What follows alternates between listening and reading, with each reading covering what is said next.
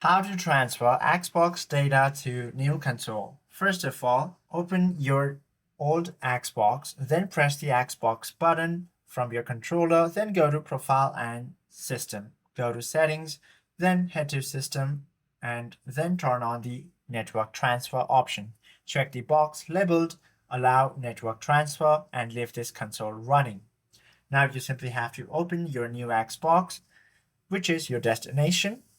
Then open the guide and go to Profile and System. Then once again go to Settings, just like in your old controller. Then go to Backup and Transfer. Select the Network Transfer option and your old console should appear under the local consoles. Select your old console and check the boxes for the games you want to move and click Copy Selected. And this is how you can transfer Xbox data to your new console. Hope this video helps you out a lot. If you have any questions or queries, do comment down below.